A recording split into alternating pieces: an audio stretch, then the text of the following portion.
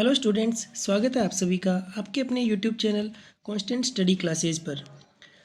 Students, हम पढ़ रहे थे क्लास 8 के साइंस सब्जेक्ट के चैप्टर फर्स्ट फसल उत्पादन एवं प्रबंध के बारे में, जिसमें हमने मिट्टी तैयार करना, बुआई, खाद और उर्वरक देना, सिंचाई, खरपतवार से सुरक्षा, इनके बारे में हमने पिछले वीडियोज़ में पढ़ लिया था।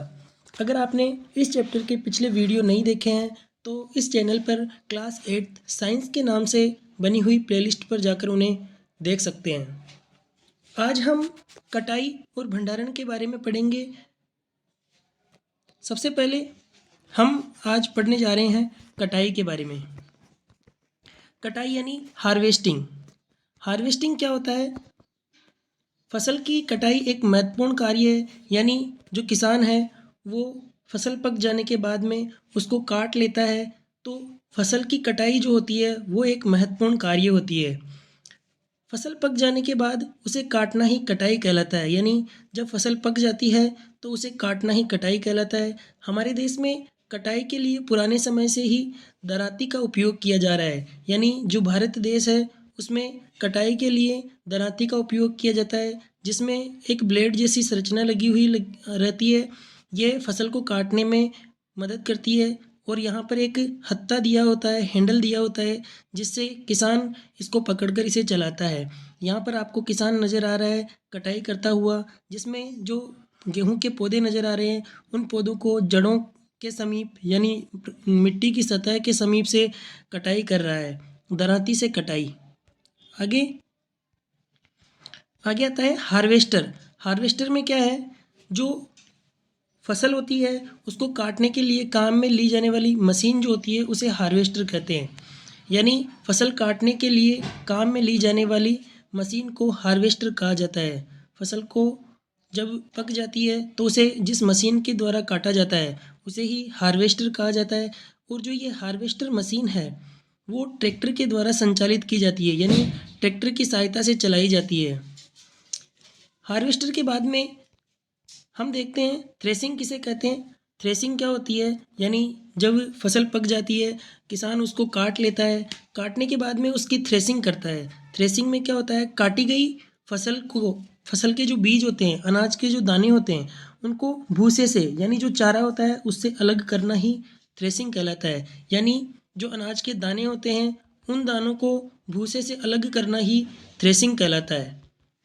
यह कार्य ट्रैक्टर के द्वारा संचालित थ्रेसिंग मशीन के द्वारा किया जाता है। यानी ये जो आपको थ्रेसिंग मशीन दिखाई दे रही है इसे थ्रेसर के नाम से भी जाना जाता है, और ये कार्य जो होता है वो ट्रैक्टर की सहायता से किया जाता है। यानी थ्रेसिंग को चलाने का काम ट्रैक्टर के द्वारा किया जाता है, जिसमें अनाज के दाने और भूसा दोनों अलग अलग हो जाते हैं।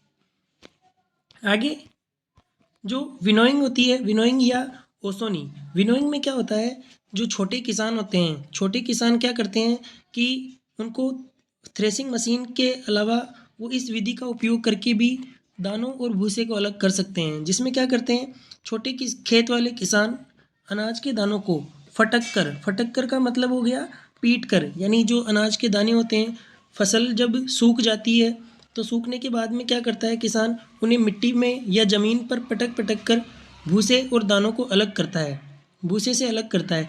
यानी छोटे खेत वाले किसान अनाज के दानों को फटक कर या पीट कर भूसे से अलग करता है। यह प्रक्रिया जो है वो विनोइंग कहलाती है। यानी यह जो प्रक्रिया है विनोइंग या ओसोनी कहलाती है। यहाँ पर आपको महिलाएं और अन्य जो पुरुष है विनोइंग करते हुए नजर आ रहे हैं।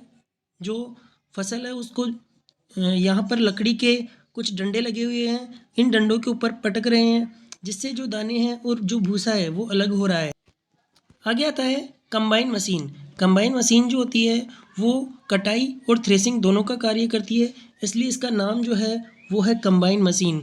इसमें क्या होता है, कंबाइन मशीन में यह मशीन फसल की कटाई और थ्रेसिंग, कटाई आ गई और थ्रेसिंग आ गई, यानी ये दोनों कार्य एक साथ करती है। हमें दो अलग अलग मशीनों की ज़रूरत नहीं होती, यहाँ पर एक ही मशीन दोनों कार्य करती है। यह हार्वेस्टर और थ्रेसिंग दोनों मशीनों का संयुक्त रूप है। यानी जो कंबाइन मशीन है वो हार्वेस्टर मशीन और थ्रेसिंग मशीन दोनों का संयुक्त रूप है। यहाँ पर कंबाइन मशीन दिखाई दे रही है जो फसल को काटती है और साथ ही साथ थ्रेसिंग का कार्य भी कर रही है। ये थ्रेसिंग करके दानों को इस ट्रॉली के अंदर डाल रही है और इधर जो है वो खेत की कटाई हो रही है। आगे देखते हैं भंडारण। यानी भंडारण में क्या होता है, स्टोरेज कैसे करता है किसान।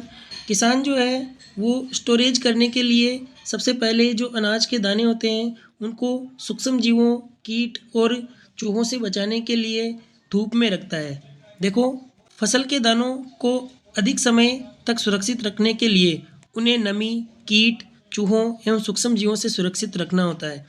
ताज़ा फसल में नमी की मात्रा होती है, यानी जब फसल की कटाई होती है, जब फसल ताज़ा होती है तो उसमें कुछ मात्रा में पानी होता है, नमी होती है, जिससे दानों के अंकुरित होने व जीवों के आक्रमण का खतरा रहता है। यानी जो दाने हैं पानी के कारण, नमी के कारण अंकुरित हो सकते हैं, साथ ही उसके अंदर अन्य सूक्ष्म जीवों का आक्रमण का भी खतरा रहता है। अतः नमी युक्त दानों को धूप में सुखाया जाता है, यानी धूप में सुखाकर उसकी नमी को हटाया जाता है। अनाज के दानों को धूप में सुखाने से उनके कीट, पीड़कों, जीवाणु एवं कवकों से सुरक्षा हो जाती है। यानी सूक्ष्म जीवों और अन्य कीटों से उसकी धूप में सुखाने से सुरक्षा हो जाती है, क्योंकि अनाज के दानों में उन्हें जल की या पानी की मात्रा नहीं रहेगी तो उनमें अधिक मात्रा में जीव जो है वो उत्पन्न नहीं हो पाएंगे, पैदा नहीं हो पाएंगे। यहाँ पर जो दिखाई दे रहा है चित्र, इस चित्र में अनाज जो है वो धूप में सुखाया हुआ है। सबसे पहले धूप में सुखाने से उसकी नमी दूर हो जाती है, इसलिए किसान जो है अनाज को किसी जूट या बोरे में डालने से पहले उसे धूप में सुखाता है ताकि उसकी नमी जो है वो दूर हो जाए और उसमें सूक्ष्म जीव अधिक नहीं पनप पाए। आगे साइलो अथवा भंडार गृहों में भंडारण, यानी नमी को दूर करने के बाद में किसान जो है अनाज के दानों का भंडारण करता है, उसको लंबे समय तक सुरक्षित रखने के लिए एक जगह इकट्ठा करता है। किसान अपने फसल उत्पाद का भंडारण जूट के बोरों यानी में करते हैं, यानी इनके अंदर जो है फसल उत्पाद को भंडारण करते हैं। बीजों का बड़े पैमाने पर भंडारण साइलो, यानी बीज जो होते हैं, अनाज जो होता है उसका बड़े पैमाने पर भंडारण साइलो और भंडार गृहों के अंदर किया जाता है। इससे उनको पीड़कों जैसे चूहों और कीटों से सुरक्षा मिलती है। यहाँ पर जो साइलो दिखाए गए हैं बड़े बड़े लोहे के बने हुए होते हैं, इनके अंदर जो है अनाज को लंबे समय तक सुरक्षित रखने के लिए इन्हें रखा जाता है। और यहाँ पर भंडार गृह दिखाया गया है। भंडार गृह में यहाँ पर जूट की बोरियां आपको नज़र आ रही होंगी। इन जूट की बोरियों में अनाज को इकट्ठा करके रखा जाता है। अगला नोट है यहाँ पर एक कि नीम की जो सूखी पत्तियाँ होती है उनको घरों में भंडारण के लिए उपयोग में किया जाता है। यानी जो नीम होता है, नीम की पत्तियाँ जो है वो अनाज के भंडारण के लिए उपयोगी होती है। यानी जब किसान जो है घर पर जूट की बोरियों में अनाज को डालता है, यानी छोटे स्तर पर जब किसान अनाज का भंडारण करता है तो उसमें कुछ मात्रा में नीम की सूखी पत्तियाँ डाल देता है, जिससे उनके अंदर कीट जो है या जो सूक्ष्म जीव जो है वो पनप नहीं पाते हैं। दूसरा, बड़े भंडार गृहों में अनाज को सुरक्षित रखने के लिए रासायनिक उपचार किया जाता है। यानी जितने भी बड़े भंडार गृह हैं उनके अंदर अनाज के दानों या बीजों को सुरक्षित रखने के लिए रासायनिक उपचार किया जाता है। यानी कुछ केमिकल्स डाले जाते हैं जिनसे उसमें सूक्ष्म जीव और कीटों के पनपने का खतरा नहीं रहता है। आखिरी जो हमारा इस पार्ट का बिंदु आता है पशुपालन, यानी एनिमल हस्बेंड्री। पशुपालन क्या होता है, यानी पशुओं को पालकर उनसे खाद्य पदार्थ प्राप्त करना पशुपालन कहलाता है। यानी जो पशु होते हैं पालतू, उनको पालकर उनसे खाद्य पदार्थ प्राप्त करना ही पशुपालन कहलाता है। उदाहरण के लिए जो किसान होते हैं वो गाय, भैंस, बकरी, भेड़, मुर्गी आदि का पालन करते हैं। यही इन सभी जीवों का पालन करना ही मुख्य रूप से पशुपालन कहलाता है। इस प्रकार हमारा ये चैप्टर खत्म होता है। अगर आपको ये वीडियो अच्छा लगे तो आप वीडियो को लाइक करें और कमेंट करें। साथ ही अपने साथियों को इस वीडियो को शेयर ज़रूर करें।